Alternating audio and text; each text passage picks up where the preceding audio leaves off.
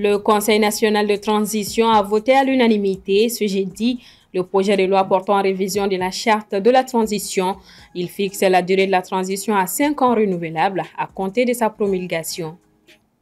La Maison de la Presse et les organisations professionnelles du secteur audiovisuel ont exprimé ce jeudi leur indignation et leur incompréhension après la proclamation des résultats définitifs de l'appel à candidature pour l'attribution des fréquences et autorisations aux médias privés. Ne ratez surtout rien de l'actualité sportive en fin d'édition avec Mohamed Kenouvi. Vendredi 4 juillet 2025, ravi de vous retrouver. Bonsoir à toutes et à tous. Bienvenue aux informations. Un nouveau cap donc pour la transition. Le Conseil national de transition a adopté à l'unanimité ce jeudi la révision de la charte de la transition. Ce texte prolonge la durée de la transition à 5 ans renouvelables à compter de sa promulgation et confirme le général Assimi Goïta comme président jusqu'au retour à la stabilité et à la paix. Assitoumani Koulibaly. 131 voix pour, 0 contre, 0 abstention, tel est le résultat du vote en faveur de la révision de la charte de transition. Hier jeudi 3 juillet, les membres du Conseil national de transition ont approuvé un mandat de 5 ans renouvelable, autant de fois qu'est nécessaire jusqu'à la pacification du pays, au général Assimi Goïta, président de la transition. La décision avait déjà été adoptée au Conseil des ministres le 12 juin. Pour ce qui concerne d'abord l'avantage ou les avantages, c'est que, au moins, on va sortir d'une certaine période d'incertitude. Deuxièmement, on va, certainement pouvoir se concentrer sur des choses essentielles et juger la transition désormais sur des choses concrètes. L'entrée en vigueur du projet de loi maintiendra ainsi les membres de la transition au pouvoir au moins jusqu'en 2030 sans processus électoral. Pour notre interlocuteur, certains inconvénients subsistent toutefois. La démocratie semble mise sous le boisseau parce que sans élection, sans vote, sans présence des partis politiques, on ne peut pas dire qu'on est en démocratie parce que c'est des instruments indispensables pour juger de la qualité d'un système démocratique. Le texte précise également que le président de la transition, les membres du gouvernement et les membres du CNT sont éligibles à l'élection présidentielle et aux élections générales. Par ailleurs, la révision clarifie la hiérarchie des textes en vigueur en cas de conflit entre la Constitution et la charte de la transition. Seule la Constitution prévaudra. Et le procès sur l'acquisition controversée de l'avion présidentiel et équipement militaire entre dans sa phase décisive. Jeudi 3 juillet, le procureur général a prononcé un réquisitoire implacable dénonçant une fraude savamment orchestrée qui aurait coûté plus de 100 milliards de francs CFA au Trésor public. Des anciens hauts responsables civils et militaires, dont l'ex-ministre de l'économie, Boiré Fili Sissoko, sont accusés de détournement de fonds, favoritisme et violation grave du Code des marchés publics. Les plaidoiries de la défense sont attendues les lundis 7 et mardi 8 juillet et le verdict pourrait être rendu en fin de semaine prochaine. Un rendez-vous crucial pour un pays en quête de vérité et de rupture avec l'impunité. Je l'annonçais au sommaire, la Maison de la Presse et les organisations professionnelles du secteur de l'audiovisuel ont exprimé ce jeudi, à travers un communiqué, leur stupéfaction et indignation suite à la proclamation des résultats définitifs de l'appel à candidature pour l'attribution de fréquences et d'autorisation pour les services privés de communication audiovisuelle. Djeneba Samaki. À la suite de son appel à candidature lancé le 19 mars 2025, la Haute Autorité de la Communication a autorisé 94 radios commerciales et non commerciales, 14 télévisions réparties entre Bamako et les régions et un distributeur audiovisuel par satellite pour l'année 2025. Décision rendue publique ce jeudi et jugée opaque et irrégulière par les organisations professionnelles de la presse, suscitant une vive controverse. Les organisations de presse soulignent notamment que des informations essentielles telles que la liste des localités concernées, la typologie des médias et le nombre d'autorisations par localité n'ont été rendues publiques qu'au moment de la proclamation finale, jetant un discrédit profond sur l'ensemble du processus. Elle dénonce également le fait que la HAC a lancé cet appel sans aucune concertation préalable avec les acteurs du secteur.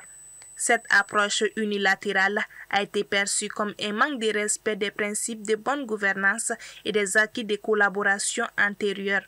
Les organisations professionnelles de la presse ont catégoriquement rejeté cet appel à candidature, qualifiant les résultats de stupéfiants et indignants. Elles expriment leur indignation face à une initiative basée sur des arrêtés interministériels controversés et fermement rejetés par les principales faîtières du secteur. Face à cette situation, la Maison de la presse et les organisations du secteur audiovisuel appellent l'ensemble des professionnels des médias à une vigilance accrue et à maintenir une mobilisation constante. Elles exhortent la communauté médiatique à s'opposer fermement à ce qu'elles considèrent comme des abus et de l'arbitraire. Dans ce climat, selon des observateurs, le dialogue entre la HAC et les organisations de presse est crucial pour trouver un équilibre entre la régulation nécessaire et la protection des libertés fondamentales. La 4e conférence internationale sur le financement du développement s'est achevée ce 3 juillet avec la création d'une plateforme mondiale pour les échanges de dettes, une alliance pour une pause dette et une taxe de solidarité sur les jets privés et les vols en première classe afin de financer les objectifs climatiques et de développement. Aminata Keita. Après 4 jours de travaux au sein de 6 tables rondes, des événements spéciaux et parallèles, la Conférence internationale sur le financement du développement à Séville a adopté une déclaration dite Déclaration de Séville. Cette déclaration est axée sur 3 principes, à savoir des efforts d'investissement majeurs pour combler le déficit de financement des ODD, des mesures concrètes pour s'attaquer au fardeau insoutenable de la dette et une plus grande participation des pays en développement aux décisions financières mondiales. Ces principes sont basés sur des engagements concrets pris. L'Espagne et la Banque mondiale dirigeront un pôle de conversion de dette pour le développement afin d'intensifier les accords de conversion de dette en développement. L'Italie convertira 230 millions d'euros de dettes africaines en investissement de développement. Une alliance de pays et de banques de développement a été formée pour suspendre le paiement de la dette en cas de crise. En termes de financement, une coalition de prélèvements de solidarité mondiale taxera les jets privés et les vols premium afin de lever des fonds pour le climat et les objectifs de développement durable. Le Brésil et l'Espagne dirigeront les travaux pour une fiscalité plus juste des plus riches et de nouveaux pôles d'assistance technique soutiendront la préparation et la mise en œuvre des projets. Au niveau du secteur privé, des entreprises internationales se sont engagées à accroître leurs investissements à impact avec des projets représentant 10 milliards de dollars et plus de 100 nouvelles initiatives ont été lancées dans le cadre de la plateforme d'action de Séville. Pour la vice-secrétaire générale de l'ONU, Amina Mohamed, je cite, « La conférence à Séville s'est conclue avec un sentiment renouvelé de détermination et un accent mis sur des actions qui peuvent changer des vies dans le monde entier. » Fin de citation. Actualité à l'international toujours, alors que l'Afrique avait totalement été ignorée dans son premier mandat et demeure marginale dans son plan stratégique global actuel, le président américain Donald Trump organise pour la première fois un sommet avec 5 États africains, un choix stratégique qui vise à trouver des opportunités commerciales avec ces nations. Aminata Keita. Le Sénégal, le Gabon, la Guinée-Bissau, le Libéria et la Mauritanie sont les pays africains qui seront attendus du 9 au 11 juillet prochain à Washington pour le nouveau format du sommet États-Unis-Afrique décidé par le président américain Donald Trump. Un rendez-vous qui, selon les médias américains, sera centré sur la diplomatie commerciale et qui mettra l'accent sur les enjeux de sécurité régionale, les opportunités économiques pour les États-Unis en Afrique, notamment dans le secteur des minerais critiques, à savoir le lithium, le cobalt et les terres rares dont regorge l'Afrique. Ainsi, les dirigeants de ces 5 pays sont donc attendus aux États-Unis la semaine prochaine à la Maison-Blanche. C'est la première grande action africaine du président Trump depuis son retour à la Maison-Blanche en janvier 2025. Pendant son premier mandat, 2017-2021, l'Afrique avait été majoritairement ignorée dans son agenda sans aucune visite de sa part sur le continent. Selon le secrétaire d'État américain Marco Rubio, cette nouvelle formule repose sur une conditionnalité économique. Les ambassades américaines sur le continent devront désormais démontrer leur efficacité en concluant des accords concrets. Un autre sommet plus large entre les États-Unis et l'Afrique est par ailleurs annoncé pour septembre en marge de l'Assemblée générale des Nations unies à New York. Et on ouvre la page sport de ce 1945 avec Mohamed Kenouvi. Bienvenue Mohamed. Merci beaucoup Marie-Jo. Alors donc les Aigles dames prêtes pour le coup d'envoi de la CAN féminine 2025. Oui, en stage bloqué depuis le 25 juin dernier au Maroc, les Aigles dames continuent de peaufiner leur préparation en vue de la CAN féminine 2025 qui débute demain samedi 5 juillet dans le royaume chérifien.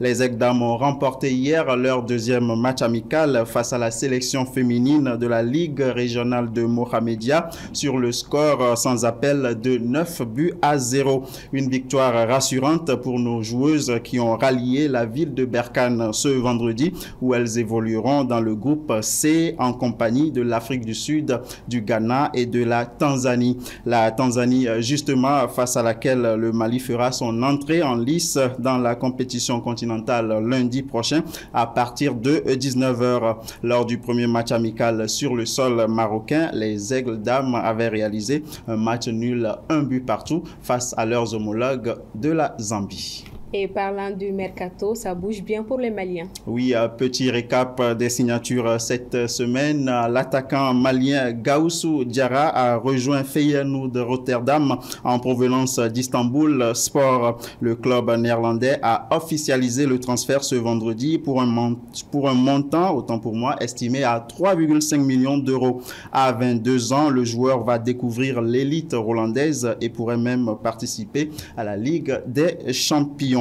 De son côté, le défenseur Fousseni Doumbia, qui évoluait jusque-là avec la réserve de l'Eintracht Francfort, a signé hier son tout premier contrat professionnel avec le club de Bundesliga. Après avoir récemment marqué les esprits avec le Mali lors du tournoi Maurice Révélo 2025, Fousseni Doumbia, qui a été très régulier dans le championnat local cette saison, va donc passer un cap dans sa jeune carrière.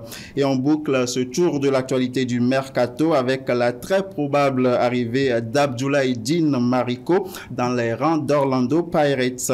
Celui qui a été désigné meilleur joueur de la Ligue 1 Pro et auteur du meilleur but de la saison 2024-2025 s'apprête, selon plusieurs sources concordantes, à paraffer un contrat de 2 ans avec le club sud-africain, malgré sa récente prolongation avec le Djoliba AC.